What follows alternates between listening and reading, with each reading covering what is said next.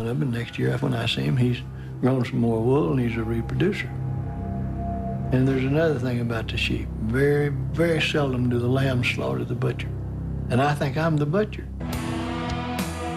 Very soon, the butcher would put the entire poker world on notice. The mat and really get it some attention. He's got the boots and the outfit and the whole deal. He walks into the World Series of Poker, and he's dressed like your idea of a poker player. He's got a lot of swagger.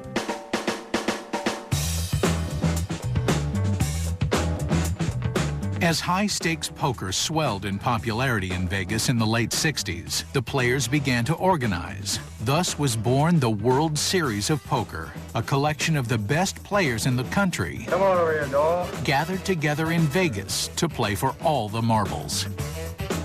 The World Series of Poker is where we declared who was the best player. Jack Strauss and Puggy Pearson, and of course Johnny Moss and Amarillo Slim and Doyle Brunson. It was a fight to the finish.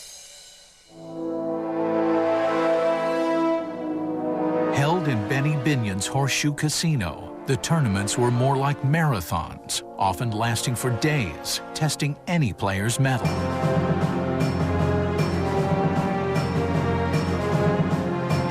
We played until it was over. You didn't take breaks like we do now. I had an ability to play 2 or 3 days and nights without ever leaving the room. Everybody would say, he hadn't even left the room, he hasn't eaten. That was a lie, they didn't know it. When I'd go to the restroom, I'd take a bite of raw honey, and hell, it'd pump me up. Everybody else either took liquor or some kind of drug. They're hiring a kite. This is perfect for me. The venerable Johnny Moss would win the first World Series in 1970. In '71, Slim gave Moss a run for his money, but played second fiddle to Johnny's second straight title. The next year, 8 players entered the tournament. Slim was as confident as ever. I'm taking it. I didn't think anyone else had a chance. I thought everyone was playing for second because I had already spoke for first. One by one, the players fell until it was just Slim and Puggy Pearson. It was just like 2 freight trains running together.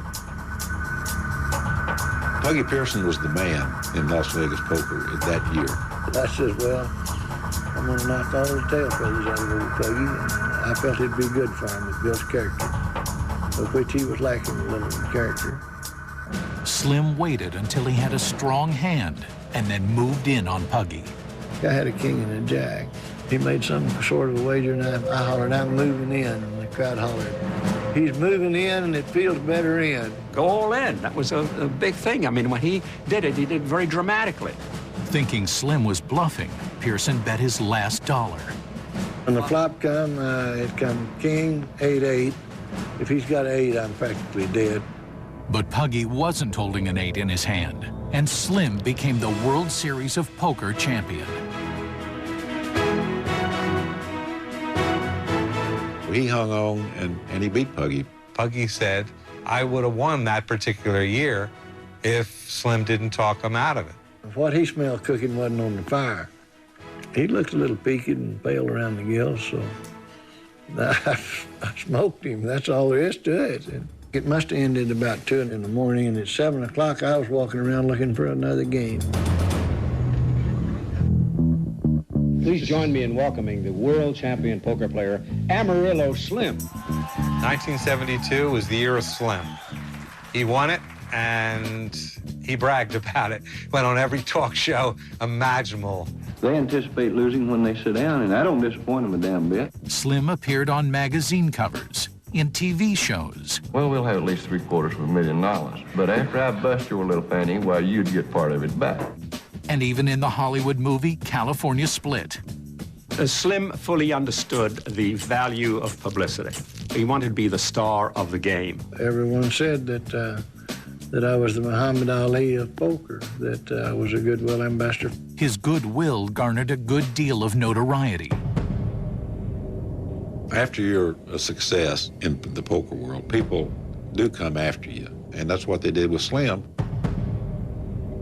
1 year after being crowned the world's best poker player, Slim made a wager he would later come to regret, a wager that would almost cost him his life.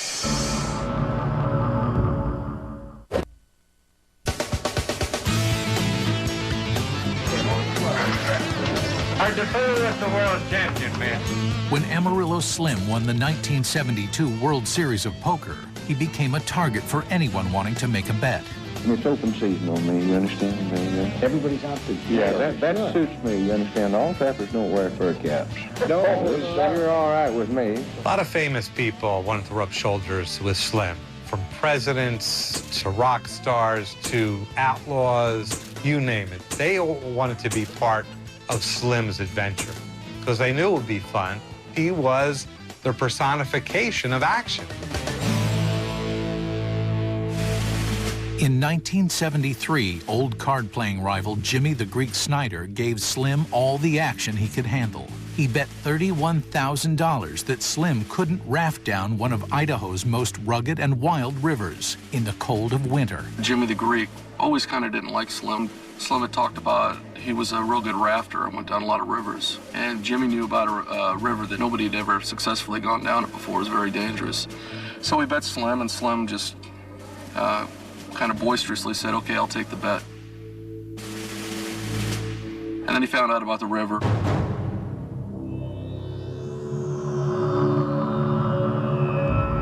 The river of no return, they called it.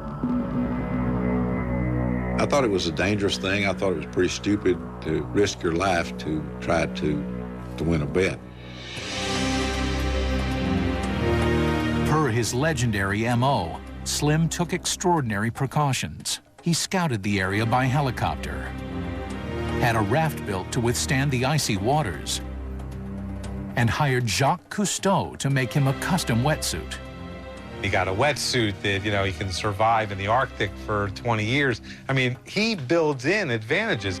Slim was joined on the trip by good friend and fellow rafting enthusiast Jerry Chapman. First 3 days, we didn't have any problems that were severe.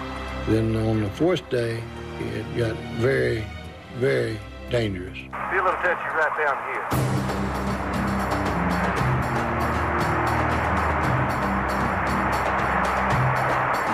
Things went real bad for me. Our raft had hit a rock, and it's not going to be long till that raft's going to be nothing. It's going to be shreds. I was facing the threat and probably the reality of losing my wager. Plus, there was a time there that we didn't think we was going to get out of there. In one of the most dangerous sections of the river, Slim's raft got stuck on a rock. So Jerry says to me, my God, we're in trouble. He said, somebody's got to get in the water. And when he said somebody, I was pretty sure he wasn't talking about himself. With a rope tied around his waist, Slim dove into the water and freed the raft. Once I released it, naturally it's in the main current, here it goes. I got dragged through that haystack rapid, hitting every rock that there was in the river. It seemed like an eternity.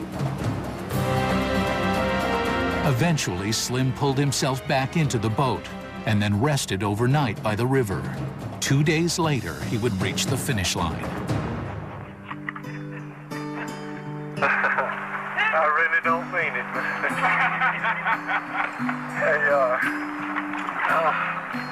I wouldn't do it again. And believe it or not, there hadn't been an influx of fools start trying to do it. No one's tried it since.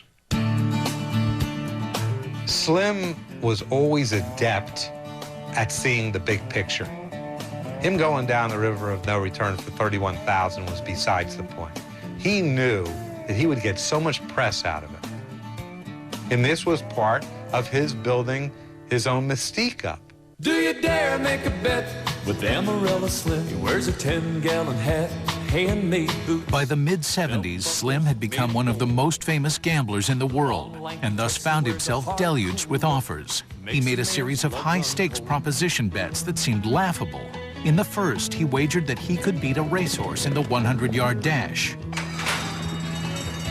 He would win after stipulating that they run 50 yards in one direction and 50 yards back. I designated we go 50 this way and 50 this way. That's 100 yards. Well, I was nearly back before the horse turned around. It was a hot score. Later, he bet tennis great Bobby Riggs that he could beat him at ping pong if he got to choose the paddles. When Slim showed up with a pair of frying pans, Riggs was